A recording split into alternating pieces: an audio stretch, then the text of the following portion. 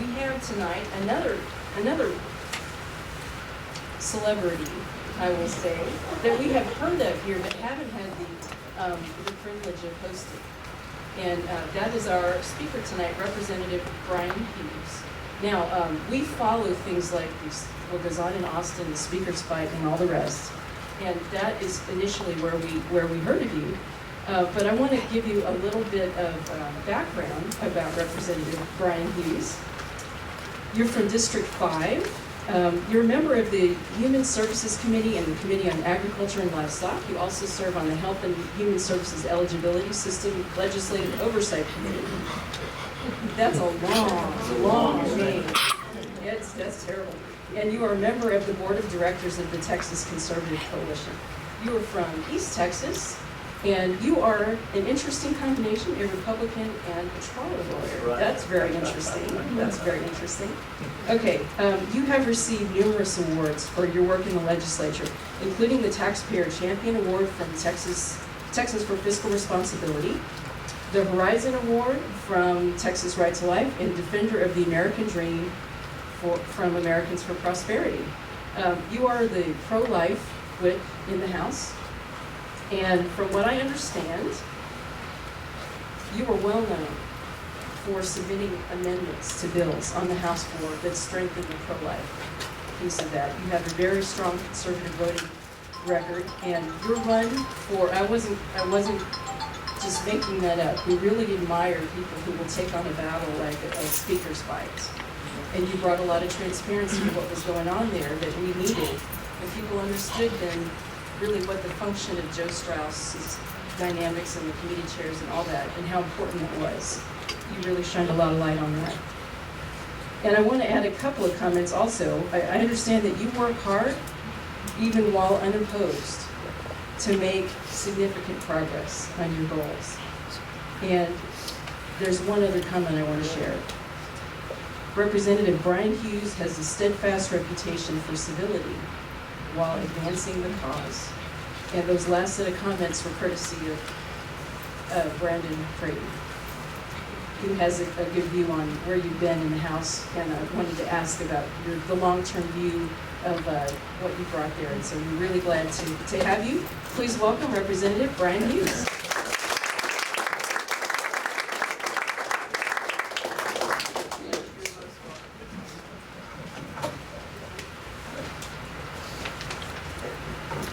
Thank you so much. That was really kind. Thank you for saying that. Many of us have met before, but I've never actually met with the group formally like this, and so it's really neat for me to get to be here. I noticed as I came in, some folks were kind of, it's been a long day, kind of drowsy, wanting to nod off a little bit. If you need to, that's okay. Now, I know that no one here would ever sleep in church, but I've learned recently that sleeping in church is actually a lot more common than we thought it was. In fact, Mr. Boyd, you may know about this, but former First Lady Barbara Bush said one time, she really said this about sleeping in church. She said, if everyone who slept in church was laid end to end, they'd be a lot more comfortable. I wish I thought she really said that, actually. But, so if you need to tonight, just relax, that's okay. We're not going to be too long. But I want to make a few comments and share some things with you, and then get some questions and some reactions. Now, if you have any corrections, if I say something wrong, let's talk about that quietly afterwards, just between us. You don't have to shout that out, but I do want to hear from you guys. We do work for you. And the great news, you know, from Brandon and from Steve, is that the legislature is not in session. So relax. We can enjoy ourselves tonight. Our founders wisely gave us this part-time legislature, right? And so the theory is that we leave our jobs, leave our families, and we go down to Austin for 140 days every 2 years, and then after that time we come back home and we live under the laws that we made, and we see people at church and at football games and at the grocery store, and we give account for what happened or what didn't happen. And overall, it's a good system. We're thankful for it. And so it's been my honor to be in the Texas House for a few sessions now, and really thank you for those kind of things you said. I'm about to get the hang of this, and so I want to share with you a couple of things about last session. And looking forward to this session. And again, hopefully we'll have time for, maybe it's okay, I may shorten the talking time and lengthen the questions, if that's okay. Thanks. All right. But I will be mindful of your time. I'll try to be mindful of this, which I got from a preacher friend of mine, and that's this. I'll tell you like Liz Taylor told her 9th husband, I won't keep you long. How's that? I'm going to try to honor that. I'm going to try to keep that in mind as we go. And so, a couple of things that we're aware that the legislature is supposed to be doing. As you know, we've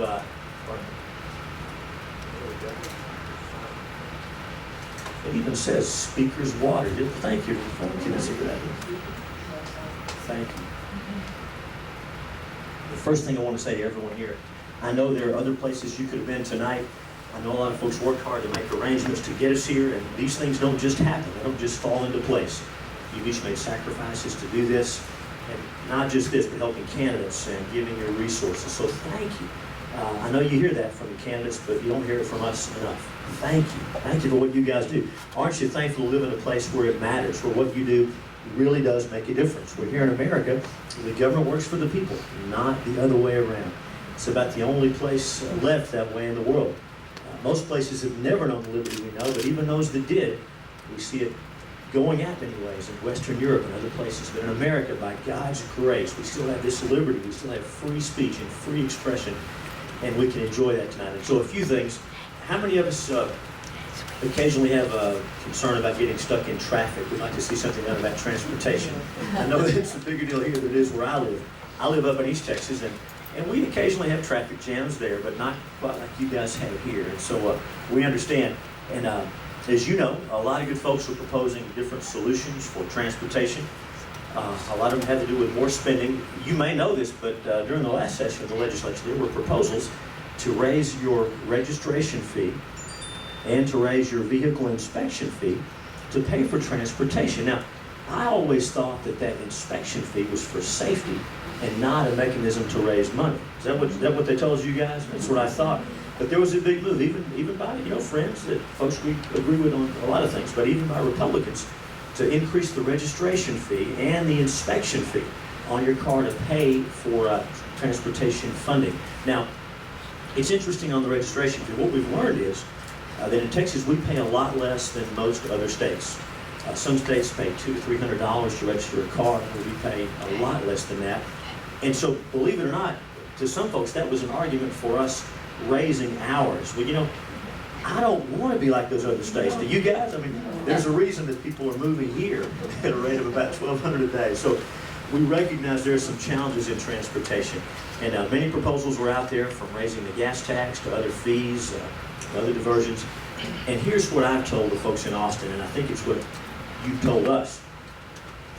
Let's take the money you're already sending us. Let's take the taxes you're already paying, and let's put them where they're supposed to go, where we said we would put them. And then after that, after we've shown good faith by doing that, if we still need more, then let's talk about more revenue. Is that okay with you guys if we spend the money we already have rather than try to find more? Now, one way we can do that, which I think is a good idea, is taking money you're already spending, and that's in the motor vehicle sales tax. When you buy a new car, you pay sales tax on that, and that money now is already going into the budget. But if we take the growth in that motor vehicle sales tax, as the economy grows and more cars and trucks are sold, if we take the growth in that motor vehicle sales tax and we dedicate that to transportation, that'll go a long way. So as far as I'm concerned, if we can end the diversions, make sure the gas tax is going for transportation, and take existing revenue and put it there, I think we'll be a long way down the road towards solving some of those problems. Many times we're accused as conservatives of being against everything, right? When you're just against everything and we got to govern, you got to be for something. Well, the good news is the free market and fiscal responsibility that we revere, that we respect, those aren't just vague principles. They work, don't they? They work. That's going to solve our problems if we'll adhere to those principles. And so I think we can make some real progress on transportation in this next session along those lines. So again, many times we're accused of not wanting to deal with that. I will say this: there's a legitimate criticism that's often leveled at us. We have tax and spend Democrats, and we have borrow and spend Republicans, and neither one of those is good. They can both be a problem. It is embarrassing. Under the last 10 years of Republican control, our debt for roads has just gone off the charts. Now, the voters approved all that debt, but still, you might say we've maxed out the credit card, and so we've got to scale that back and start paying as we go, like Texans always say. But we can do that. We're thankful we can get that accomplished. So we're encouraged about that. I know many of us here got into politics, were motivated to get into politics because of the pro-life issue. Amen. And I know I'm not the only one who's here for those reasons. And Julie introduced Jim and Elizabeth Graham to us. They've been in this fight for a long time. They were some of the first people I got to know when I got to the legislature, working on these things. And we're making progress, and we're thankful for that. Some of us here were down in Austin over the summer during that fight on House Bill 2, and Steve and Brandon and I were involved in that and laboring in that. I'll tell you, I spent a lot of time with Steve Toth during that time because Jody Lovenberg from the Dallas area was the primary author of that bill in the House. And you would not believe how many people were trying to water down that bill, trying to delay it, trying to derail it. And we basically camped out in Jody's office and fended off all those attacks and fought the Senate and fought the House. But you guys will remember what that bill does. It's been a while now, but it's really a revolutionary thought. It says that when a little baby has been in her mother's womb for 5 months, 5 months is a long time. While that little baby has been developing for 5 months, we're going to say at that point, we're going to protect her. We're going to protect her from abortion. Is that okay with you guys if after 5 months we say that's a life that deserves protection? We believe we can do that. And by doing that, there's a neat benefit to that. We're obviously saving some precious little unborn babies, but we are also doing a lot to remind people that that is a human being growing inside that mother. And we also remember that there are 2 precious lives involved. There's the unborn baby, and there's the mother. A mother who's often scared, often told she doesn't have any choices, often being coerced or forced into a situation. And so, for those mothers, we're doing something for them as well. For abortions that do go forward before 20 weeks, we're going to make sure the conditions are safe and make sure that the mothers are going to be not going to be harmed in that process, as bad as that is. And you may have heard, as a result of that, a number of abortion clinics have closed down in Texas.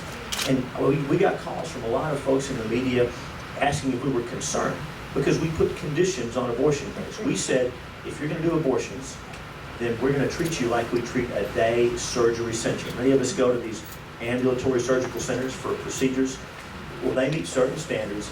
It seemed to us that we should hold abortion clinics to at least the same standard as we hold these day surgery centers. And so, amen, some friends of ours in the media called us and they were just aghast that we were doing that. And they said, this may close down some of those clinics. And our response was, if a clinic is not willing to meet those basic health and safety standards, they need to close. We're glad they're closing. And that's happening. That's happening all over the place in Texas. And so it's good. We know it's going to be better for women of unborn children and for those little babies as well. So Texas is making progress. Other states are looking to us. And economically, we're encouraging, we're enjoying some real blessing. About 1,200 people a day are moving to Texas from other states. I'm talking about not across the southern border. I mean from other states, from the other 49 states, that kind of migration. And we're thankful for that. People are coming here because there's jobs, because there's opportunity. And we know how this is supposed to work, right? The states are supposed to be laboratories of democracy, right? And Texas can try one approach, and Massachusetts can try another approach. And we know who's going to win that fight. But the point is different states can try different things, and we can learn from the mistakes of other states. And we can learn from what they get right. And the best part, you can vote with your feet. If you're in one of those states that's taxing you to death and is regulating you out of existence, you can leave and come to Texas, which a lot of people are doing. You probably know this, but during the last session, we were looking at having to make some difficult budget decisions. And several large states were doing this. And Texas chose, rather than raising taxes, we chose to cut spending. But all the other big states, they chose to raise taxes, and there were consequences of that. You may know about this, but after the state of Illinois raised their personal income tax and their corporate income tax, while Texas was cutting spending, Governor Perry wrote letters to major employers in Illinois and those other states saying, hey, come to Texas. You're welcome here. Bring those jobs here. And they are. You probably heard about Toyota, who had already made a big investment in Texas, moving more of their operations out of California. How many of us have been in California, go there from time to time? It's okay, you can admit it, it's all right. It's a pretty place, it's a nice place, the climate is just oh my goodness, you open the door in July to go outside and someone left the air conditioner on outside. This cool air comes in. Oh, it's wonderful. But you know, the politicians are about to ruin California. They're running off all the jobs. They already had, you're right, they already had. Some folks haven't figured it out yet, but they already had. So we hate it for them, but we're glad federalism is working. We're glad those jobs are coming in. We're thankful for that. As we think about our economy and where things are going, given the part of the world we're in, I bet we have a lot of people here involved in the oil and gas industry. How many of us involved in oil and gas? A few, all right. Well, at least we all know that oil goes in the front of the car and gas goes in the back, right? We all know that much. This energy has always been important to Texas, and you guys know our whole lives we've been talking about energy independence, right? Dreaming of the day when we wouldn't have to rely on our enemies to buy energy. And you know, it's here. It's really something. Because of fracking and directional drilling, because of that technology, we're unleashing oil and gas reserves in this shale. You don't know what I'm talking about. My goodness, we're speaking of fracking, you know, and directional drilling. George Mitchell, who really put those things together, really developed that. We're right here in the neighborhood, I know. But because of fracking and directional drilling, we're unleashing tons and tons of oil and gas that was locked in that shale formation that we couldn't get to before. And as a result, there are refineries along the Gulf Coast in Texas that used to refine most of the foreign oil. Now they're running on 100% U.S. crude oil. The first time that has ever happened. It's happening more and more. But for the administration, if they would let us drill, we'd already be close to energy independence in America. And in spite of the administration, before long we're going to be in energy independence for the North American continent. When Canada and our own oil, we're going to be in pretty good shape without needing to rely on those folks who hate us. And here's the most exciting part to me about this oil and gas renaissance we're enjoying. So this shale, this oil and gas that we're unlocking now, it's all over the world. In fact, Russia has more of it than we have. In fact, we're around the middle, I think, in terms of the amount of shale oil and gas we have. But America is 10 years ahead of the rest of the world in the technology to get it out. You know why? It's really interesting. You probably know this, but in most places in the world, even in the West, most places in the world, the oil and gas, the minerals, are owned by the government, right? You can own the surface of your land, but you don't own the oil and gas. But in America, where we have free market, individual, private ownership of those minerals, the free market is working. We have that technology, and we have a 10-year head start on the rest of the world. It's pretty exciting. If the administration will let us, we can actually be exporting natural gas, selling energy to other countries, making money. We can rescue countries like Ukraine that are being held hostage with energy. The future is really bright in a lot of ways. In a specific way, here's what we hope to accomplish next session. How many of us believe that the government, the state, local, county government, that those budgets should grow no faster than population growth plus inflation? Is that okay with you guys if we limit that to population growth plus inflation? Would you believe that in the 6 terms I've been in the legislature, we've introduced those bills every session? I have, other members have, Ken Paxton has. We introduce those bills every session, and they never make it to the floor of the House. And that's even under Republican administration. So we could talk about that. We could talk about the Second Amendment. We could talk about stronger pro-life bills. We were so glad that we passed House Bill 2 to protect those women, but we did not pass the bill that says once the Obamacare sets up federal exchanges in Texas, we're going to fight those. But when the feds set them up, we don't want them paying for abortion. We had a bill to do that. It never saw the light of day, never made it to the floor. We have bills to protect young women who are being coerced into having abortions, maybe by heaven forbid, by a stepfather or by an older boyfriend. We need laws to protect those women, and those bills are not making it to the floor of the House. Strong gun protection, like Steve was on Fox News, or he was all over the TV talking about bills to protect us from the feds who want to come, if they want to come take away our guns. We can't get those bills to the floor of the House. And Julie, you talked about the kind of a transparent process. That's why the leadership of the House is so important. And now more than ever, we're going to have a lot more conservative Senate and even more conservative members in the House. Now more than ever, we need leadership of the House that's going to let the conservative will of the people of Texas see these bills through. We don't need someone to ram through these bills. They'll pass. If you're sending people to Austin who are for these things, but they're getting blocked in the back rooms and in the smoke-filled corridors and things like that. So we want to open things up, make them transparent, and see these bills come to the floor. If we do that, we're going to see some real progress and some real excitement. One or two more things I want to mention, but I bet you guys study this stuff more than I do. I want to pause and see if y'all have questions or comments for me. Anybody got anything? Yes, sir.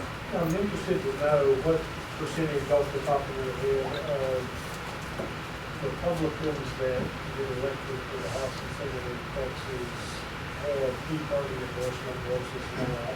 And I'm interested in the dynamic of, isn't there enough of you guys that this backroom stuff, you could even bring pressure to bear in their district? Let me rephrase it. Why is the Tea Party ineffective in the districts that elect these Republicans in the backroom? Excellent question. So the question, two very important parts. One, of the Republicans in the House and Senate, what percentage of us are elected with Tea Party support? How many Tea Party folks do we have there? Is that pretty close? And then, if there's enough, why are we being frustrated? Why can't we get more stuff done? You said it nicer than that, but that's kind of the frustration people have. If you look at the Republican primary elections going back to 2010, 2012, 2014, in each of these elections, the voters are sending more and more Tea Party, liberty-loving, constitutional conservatives. And, you know, moderate Republicans are not bad people. They're nice folks. And, you know, for a long time, that was kind of what ran the Republican Party, but it's not that way anymore. Aren't you glad it's not that way anymore? It's not. And so, you know, some of the more moderate guys are dear folks, but they're not doing too well in the Republican primary because folks back home are tired of the status quo. So to answer your question, it would be hard to say. You can look at certain votes from last session. Look at the vote to pass the budget in the House. I'd say 30 or so members voted no on the budget. 30 or so Republicans voted no on the budget. That was the highest number from the majority party to vote against the budget, I guess, since the memory of man runneth not to the contrary. Nobody knows of a time it was that high. Right in the last session, we're among friends, I'll just be blunt, there were probably about 30 or so Republicans who voted conservative, liberty-loving, really didn't care what the leadership of the House said. There were probably 35 to 40 Republicans that voted with leadership of the House on everything. And sometimes that was good, sometimes it was not what we would have liked.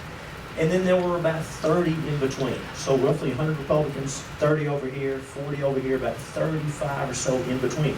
And that 35, sometimes they'd be with us, and sometimes on the other side. So after these last few election cycles, I believe that 30 is going to be closer to 40. And you know, the closer that gets to 50, the more of those guys in the middle come our way. And so I'm encouraging. I hope that we're at that critical mass now, right, where we're actually going to be affecting the outcome. Because when a bill comes to the floor of the House for a vote, you know, we can win. We can make those arguments and we can win. And most of the Republicans will go with us. But the problem is getting it to the floor of the House. You know, there are many things along the way that allow the leadership, whoever that is, allow leadership to stop a bill. It can be done by who the committee chairman is. It can be done in what's called the Calendars Committee.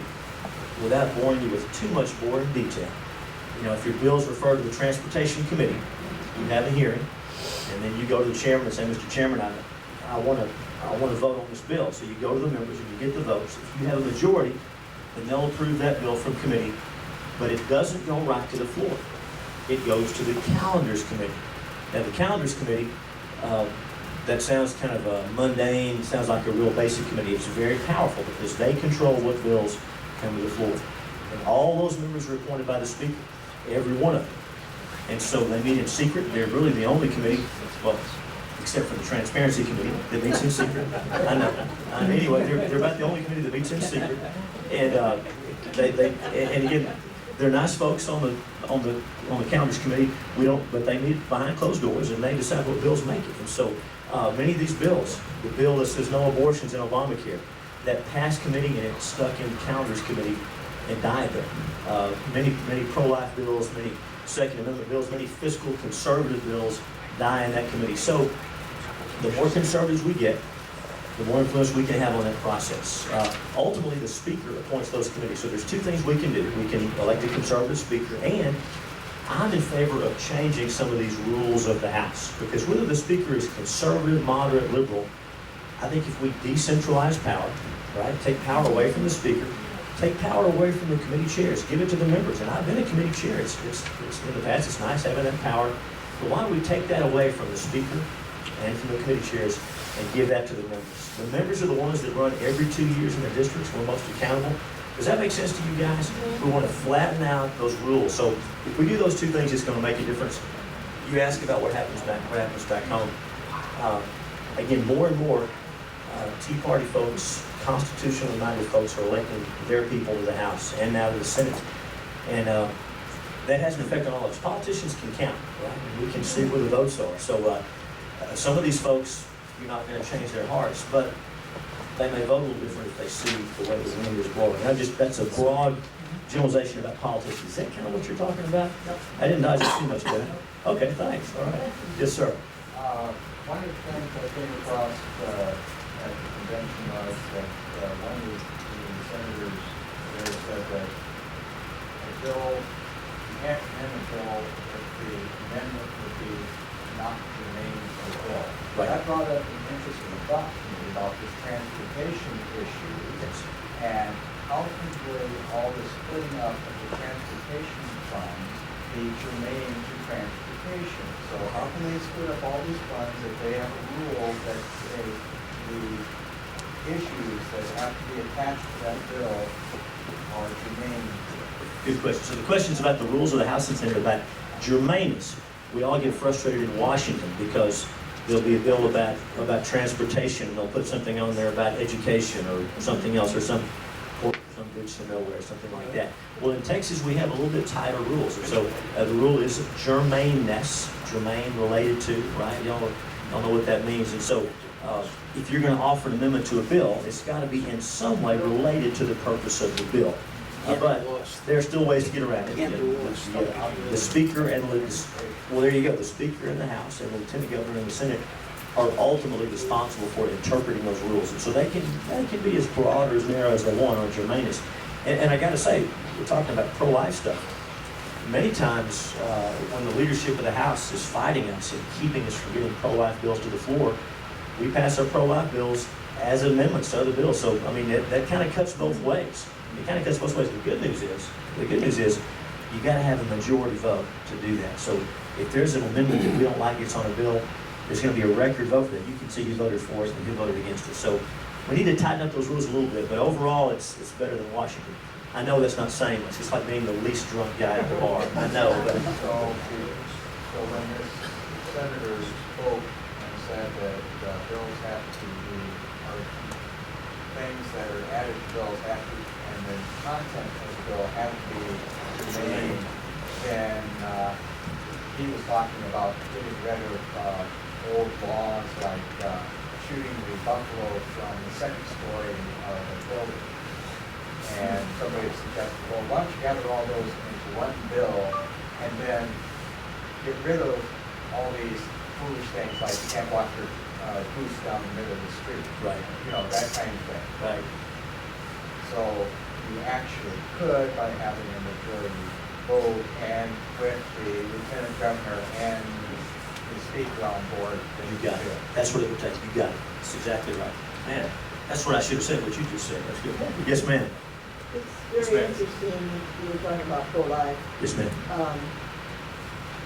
On the other side, they call everything a fetus, Yes, ma'am. but all of a sudden Chelsea Clinton is going to have a baby. Isn't that the truth? Isn't that interesting? Ms. Meredith pointed out that the other side tends to talk about the fetus. They don't want to call that precious little baby a baby. But now Hillary Clinton's having a baby. She has a little unborn baby, right? It's interesting. Chelsea. Did I say Hillary? I'm sorry.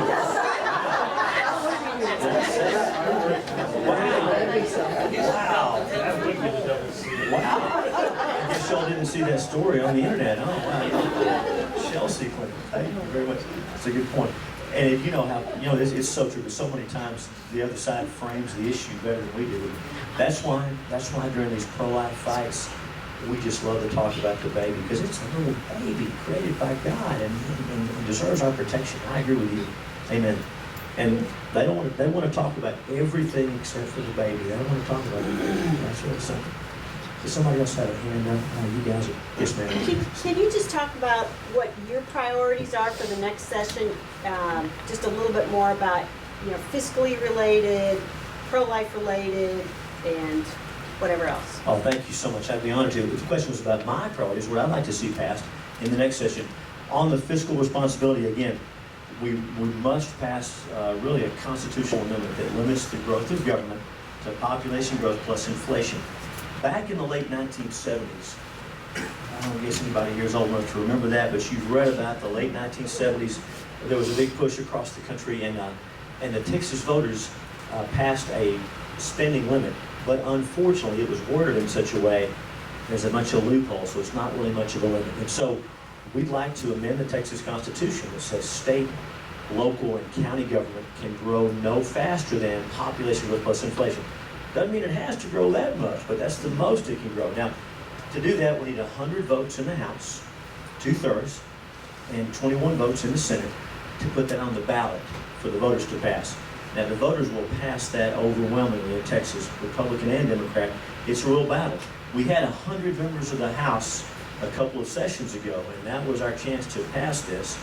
We're going to have somewhere in the high 90s, but there's a few Democrats that will vote with us for that. So we've got to pass that, and even if we can't pass that, let's try. Let's get a record vote on that. That'd be tremendous. Also, I'd like for us to repeal the margins tax, right? The margins tax, it was supposed to be reforming the franchise tax back about around 2006 or thereabouts.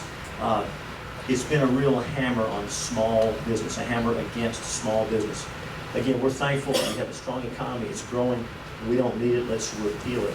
It's unfair. We've been trying to raise the exemption to exempt more and more businesses from it. Let's exempt them all from it. Let's repeal that margins tax. If we do those two things fiscally, I think that will help a whole lot. But really the main thing for me is that limitation on the growth in spending. If we cut off the money, a lot of these other things fall into place. And you mentioned, of course, I know you're concerned about pro-life stuff. Again, we want to make sure that if the federal government sets up those Obamacare exchanges in Texas, that they do not pay for abortion. And believe it or not, the Obamacare bill actually allows us to do that. That was one of the concessions that some of the pro-life Democrats got. If a state wants to, they can opt out. We have not done that. Texas has not done that, unfortunately. We have the bill, but it hasn't, so we've got to get that passed. And again, coerced abortions. We've learned that many times young girls and even older adults are being coerced and not told about their real options. There's things we can do to protect them. We've got to get that passed. Those are pretty fundamental as far as I'm concerned. We also want to make sure that tax dollars are not going to fund abortion. Is that okay with you guys if we make sure, even folks who would consider themselves pro-choice are generally not in favor of tax dollars paying for abortions. We have to make sure we're doing that. And the one more issue I'm working on, and I want to recognize your question, has to do with electronic privacy. Most of us have our cell phones. By the way, leave them on so President Obama can hear what we're saying. We want to make sure he gets all this. But most of us have these cell phones. You realize that even in Texas, even in the land of liberty, today, the government can track you using your cell phone. And for my tech people, even if you turn off the location services based on the towers you're lighting up and the side of the tower you're lighting up and the amplifying devices you're hitting, the government can track you using your cell phone. They don't need a warrant. They don't need probable cause. And you don't even know they did it. Does that bother anybody other than me? Me too. And so we had a bill last session to say that if the government's going to track you using your cell phone, they should do it with a warrant based on probable cause. The Fourth Amendment to the U.S. Constitution, right? It says we'll be free from unreasonable searches and seizures. And so that's what that's about. We got that through the House of Representatives. It made it over to the lower house, the Senate. You may have heard it called. It made it over there, and it died in the Senate. So we've got to get that passed. So those are some of the things I'm working on next session. Thank you for asking about that. Yes, ma'am? One more question. How many positions do you think we're going to get in the Senate? What's our Okay, margin? good question. So there's this lady running for governor. I always forget her name. She's from, but anyway, she was in the Senate, and so we're going to pick up that seat. I'm pretty confident, don't y'all think? We're going to pick up that seat. Yeah, that's it. Yeah, something like that. Anyway, Anyway, we're going to win that seat. That's a Republican-leaning district that we never should have lost, really. So we'll have 20 Republicans out of 31 members, almost 2/3. And within the Republican caucus, we'll have a lot more conservative Republicans than we've had probably ever. So it's encouraging. We're going to be close to 2/3 in the House and the Senate. No excuse for us Republicans not to deliver, all right? You can quote me. We better deliver. We better deliver.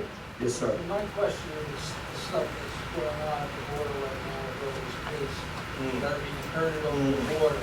Now, is there anything that the state of Texas can do, which would make it illegal to use Texas roads to convey illegal aliens from state to state and report them to them? It's a great question. The question's about the tragic things happening on the border. These children being brought across and just being herded.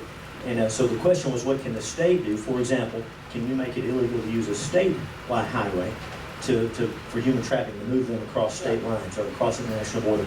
I think we should try. And you should know this, even though we've been cutting the budget, which is wise, one thing we've done for the last 3 sessions is increase funding for border security. We've added about $100 million in each of the last 3 sessions. Now, we don't throwing money at problems doesn't always work, but that's been more DPS troopers, more money for border sheriffs, more technology, more helicopters, more cameras, and that's working. That is having an effect on border crossings. So yes, even though we can't do national defense, once you cross that border and you're smuggling drugs or you're doing human trafficking, we can do something about that. And yes, and we have to try. Let's push and see what happens. Make them say Just a no. note on that. If Please. you remember back to the Crusades, you had the Children's Crusades. What they did is they brought all these children and they were going to convey them to the Holy Land, but they ended up just being sold into slavery. So how much of this would just end up being human trafficking? That's sad. Rather than whatever they're trying to say. And with that, and on human trafficking, I should mention that too. That's one of the areas that the media is not talking about much, but the conservatives are leading the way on human trafficking, because that's happening in Texas, happening in Houston, happening at the Super Bowl, at big conventions, human trafficking right here in Texas, and we are cracking down on that. Sir. I know Steve and Brandon both voted against the speaker's budget, and I assume you did too. I did. Can you explain to us why it was so important that you try to get as many people as possible to vote against the speaker's budget? What was it going through your mind? So the question's about the budget and the vote against the budget. Conservatives in the House voted against that budget. I'm now a member of the Appropriations Committee. We're the committee that writes the budget. I got that committee based on my seniority, not based on the speaker's preferences. But anyway, I'm on that committee, and I'm thankful for that, thankful for those rules. And so I voted for the budget when it left the House, but it changed after that. And you guys know how the process normally works. Let me just throw some numbers out. Y'all know a bill passes the House, it's got to go to the Senate. If they make changes to it, and then a conference committee set up, right, made up of members of the House and Senate, and they come up with a compromise, and it goes back to both houses for an up or down vote. I know y'all know this. I don't want to insult your intelligence. So what does that mean on the budget? Well, it means usually the House comes in at 15, and the Senate comes in at 20, and they compromise at 25, right? I mean, those are general numbers, obviously, but so what happens so many times is at each step of the process, more money gets spent. And so it's very unusual to vote against the budget because there's something for your district in that budget, right? I mean, there's your schools, there's your roads, there's all kinds of things that are important to you. And so when you vote against that budget, you have some explaining to do when you get back home, which is why most members vote for it. And so why was it important this year? Because you guys know what happens. When we have extra money, when extra money comes in, there's a tendency for us to spend it, right? Just like we are at home, if we're not disciplined in our own businesses, that happens. And that's kind of what happened. Again, dear folks worked on this budget. I worked with them. And there's a lot of good things in the budget, but it just spent too much money. And we knew we had to say no. And so, again, this is the first time I'm aware of that 30 members of the majority party voted no on the budget. Not because it didn't spend enough, but because it spent too much. And there were some good things in there that I was for, but I had to vote no. Is that kind of what you're talking about? Yeah, so 3 of the 30 are in this room today. That's right. That's exactly right. That's exactly right. Yeah, thanks. Thank you for that.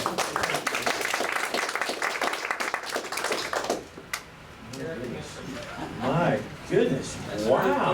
Go ahead and tell what you just told me, that's pretty cool. All right, tonight, I guess we talk about Texas leading the way over the weekend relative to taking the plank out and doing away with the amnesty in regards to the illegal aliens. Well, tonight, Brett upset House Majority Leader Cantor. Wow. So, Hey, wow, that is something. That is really, you did it. Yes, sir. You know, you have mentioned that you would like to see some sort of legislation passed that would cap the rate at which county governments could grow, which I'm a big supporter of it. But one of the problems I've seen in the short time I've been a commissioner is we get so many unfunded mandates from the state. I sit down, look at the budget and try to cut it, but you're telling me I have to have a DWI court, I gotta have a drug court, have to have so many courts. We don't get money for transportation.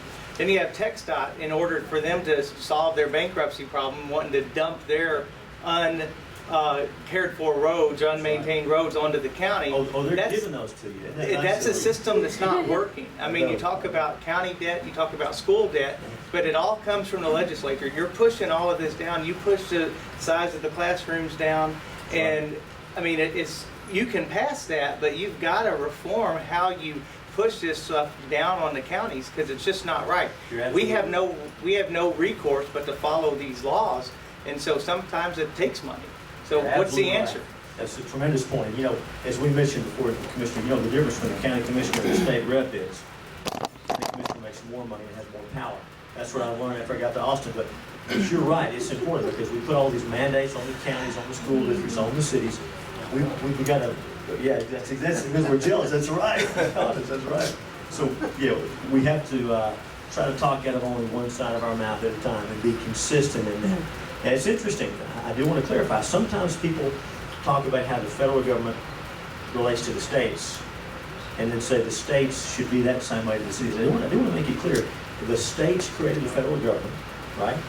The states also created the cities and the counties and the school districts. So it is legitimate for the state legislature, for all of us acting through the legislature, to put strictures on county and state, county and local government. We can't be hypocritical about it. If we're going to say you can't spend this money, then we can't say, but do all this stuff. And you're exactly right. And I think the only way it's going to stop is if we put these strict limits in that hold us all accountable. No, you're exactly right. It's not fair. It's not fair for us to claim we didn't raise taxes and then we make y'all pay much more expenses. Exactly. I don't think I've done that too much, but I'm going to try to cut it out if I have. Not just you, I mean, just in general, it's just an issue we face. It's a great question. It really is. Yes, sir. Well, can't you eliminate these mandates if they have to do these things? The question is, can we eliminate the mandates we have to do these things? Yes, we can. And here's what happens. Let me step away from the counties and talk about school districts. Many of the mandates that we put on school districts are things that, believe it or not, school districts ask us to put on. For example, you talked about class size, 22-to-1. Now, that's something that most of our school people tell us they need, tell us they want. And so once or twice, we said, you know what? We're going to back off on that. And we're going to say if a local school district wants to have more kids per class, they can make a local decision to do that. Sounds good to me. But so far that hasn't gone very far because we hear from our superintendents and they say, oh no, you got to keep that in there. So to tell you the truth, we just need to grow up and just get rid of the mandates and live with the consequences. Well, in general, go ahead. Not only that, but the Conroe Independent School District owes $1 billion of public indebtedness. What can you do in the legislature to limit the ability of them to put these bond issues out and just keep increasing the debt to infinity? Good question. About local debt. I was talking about highway debt. We got a lot of that. Our local, by local we mean county, city, school district. Our local debt in Texas is off the charts. I mean, it's off the charts. It's a real problem. Here's what I propose we do about that. Bear in mind that all of this debt was approved by the voters, right? I mean, it's all been on the ballot. I think what we ought to do is put all those elections in November when turnout is higher, right? Makes sense? And we also had proposals to put on the ballot itself, when you're voting on a bond, what the indebtedness is today and what it will be if the bond passes. And that's okay because we want to fund these things that need to be funded. We want to make sure folks know what they're And the paying effect for. on their taxes. And the effect on their taxes. And that's in the paper now, but it probably ought to be on the ballot, right? Does that make Yes, sense? it needs more than that. Oh, exactly. And that just makes sense. If we want to take care of these priorities, we want to be wise about it. So that's my proposal. I don't see how we could tell local folks, you can't do it, bless you. But we could say, let's make sure you tell people what they're doing. All right, also, there are several special districts that have been set up around the state that have the power to tax, but they don't have any voters in their district for their board of directors. This should be against the law, or else they should change it to where they would have to put the voters in a certain area all able to vote on the board of directors. So talking about these special purpose districts, many of them exist. I guess I didn't know what a MUD was till I got to the legislature. We don't have those. We have MUD in East Texas, but we don't have MUDs. That's kind of a Harris County thing. I learned it at this. I'm not even talking about MUD. These are special districts that have no voters. MUD districts usually have the people in the subdivision or Right. whatever can Right. vote. I'm talking about where nobody is allowed to vote, or they have gerrymandered it to the point Yeah. where they feel there's no voters in the district. We all talk about openness and transparency and accountability, but sometimes we're not really for it. So I think you have to hold us accountable for stuff like that. And if I know there's something like that in the bill, I'm not going to vote for the bill. And that's the only way to stop it. You have to bring it to our attention because nobody's for that. Jim? Representative, you talked, in light of Cantor's defeat tonight, could you bring that back to Texas and the growing disdain for the establishment and yes men, people that are part, it's really the Republicans who are the problem. What's changing, and maybe Gio's transparency bill and things like that to try and expose what the problem really is? Thanks, Jim. It really is exciting. You know, the good news that I guess you found that Cantor thing, Stephen. That's exciting to see people are starting to pay attention to that. You know, it used to be, back in the old days, you get elected to the legislature or to Congress, and you get a cozy position with the leadership, and you bring home all the government spending, right? You know what I'm talking about? You bring home the bacon. And it's so exciting that now, at least in the Republican primary, our voters don't want that. They want us to let them keep their bacon in the first place, right? Instead of taking it from you and giving it to you. And it's changing. A lot of politicians haven't caught on to that yet. A lot of people in Austin and in Washington haven't caught on to this yet. They're still in the old system where you become part of the good old boy network and part of the establishment.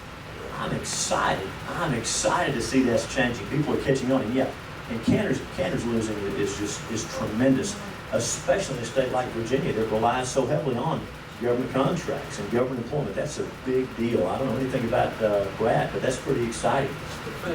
Okay. Economics professor. Well, if he's half the economics professor Phil Graham was, we'll be in good shape, won't we? That's pretty exciting. So, yes, so Jim, the wind's changing. A lot of politicians still haven't caught on, and they're nice folks. I run into them from time to time. We go to events together, but it's neat. It is really neat. The world's changing, and so I hope we can strike while the iron's hot. I mean, in Texas, we're going to have this great slate of statewide candidates, right? They're going to sweep into office. We're going to have a more conservative House and Senate, and we need to have leadership in the House and Senate that reflects that. And I think more and more people realize that it's getting narrowed down to where the real choke points are that's stopping reform. And I think we're going to see some real reform. I sure hope so. Yes, sir. Do you have any thoughts about how you stop the gamesmanship where people can vote against the bill and then vote for the bill later on, or vote for a bill and then tell the counters committee to make sure it never sees the light of day? Right. There was actually questions about the gamesmanship. You know, I vote for a bill over here, and then I vote against it over here. Or I publicly say I'm for it, but then I ask them to quietly kill the bill. Again, I think the best solution to that is reforming those rules of the House so we take power away from the leadership, whoever the speaker is, whoever it is. I was for this when I was running for speaker. I think the speaker's office has too much power. You know, our founders recognized that, didn't they? And that's why they gave us checks and balances in 3 different branches. They recognized that as human beings, we're fallen sinners and we don't need too much power. Lord Acton was right about that. So I think the best thing we can do on that is decentralize power. Also, we should have an easy procedure in the House for what the U.S. House calls a discharge petition, right? Let's say a bill is stuck in committee and you're the committee chairman and some member knows his district wants it. but he didn't really want it. So he can tell them, I'm for this bill, I wish this bill would come out of committee. He'd go to you and say, hey, please kill that bill, that's a terrible bill, I had to file it, I don't like it. That's the kind of thing you're talking about. What if we had a system where if a bill is stuck, languishing in a committee, that we can have members of the House from the floor by a 2/3 vote, if it's a strong enough bill, move to pull that bill out of the committee and bring it to the floor. What do you think about that? The rules- It's a majority in the House of Representatives. You get a majority, you get it on the floor. Yeah, I agree. The question is, so it could be a majority, it could be 3/5, it could be 2/3. Now, I have to say this. Now, there are some bills that, if we have too many bills on the floor gets clogged up, and the fiscal responsibility bills, and the pro-life bills, and the Second Amendment bills get stuck at the back of the line. But I'm for erring on the side of having more stuff on the floor. Let's take a record vote, and you can see where I stand. If you don't like it, then we can talk about it, but at least you know where I really stand. Is that kind of what you're talking about, sir? I think it's a great idea. It makes perfect sense to me. Representative-elect? Tell us what's going on with Battleground Texas right now. Battleground Texas. It's really something. They're really optimistic. I was talking about that lady who's running for governor. I never can remember her name, but she's not going to win, okay? And I think she knows she's not going to win. Greg Abbott will be the next governor of the state of Texas. Amen. And he's going to be great. We do recognize that she can excite certain elements of the Democratic base. She can get people to turn out, and if she's able to do that, she could hurt us in some down ballot races, not around here, and not over in rural Texas where I live, but in some of our urban areas, or some of our inner ring suburbs in Dallas County, maybe even Harris County. There's some seats that the Republicans are holding in the Texas House, but by pretty slim margins, right? And so if Battleground Texas can turn out that vote, can excite that base, they can surprise us. They can win some seats that we ought to be winning. And it's really interesting. I don't know if you guys have read a book called The Blueprint. Anybody seen that book? It's written about what happened in Colorado. Colorado was a reliably Republican state for 40 years. For 40 years, Republicans controlled the House and the Senate, most of the statewide offices, and they fell asleep. That's right. And so in 2004, a great year for us. Remember, Bush was reelected. We had great returns at the national level, but in Colorado, in 2004, Republicans lost the state Senate, lost the state House, lost the U.S. Senate seat that was up, and a couple of U.S. House seats. And nobody really knew what was going on.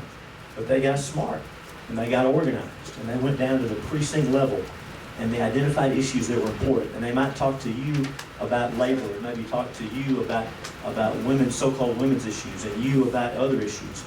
And they did what's called micro-targeting. They spent a lot of money, and they turned those people out, and they stole the capital from the Republicans. Really, the Republicans were asleep at the wheel. And that was the model, that was the proving ground for Battleground Texas. Those same folks took that show on the road in 2008 and won the White House. And I don't know about you guys, I still can't believe Obama was reelected. The election was one thing, but you know what they did? Who knows how much cheating went on, but I'll tell you what those guys did. They went to those battleground states of Virginia and Ohio and Florida, and they went to those battleground cities and those precincts and those neighborhoods, and they turned out their voters, and we didn't.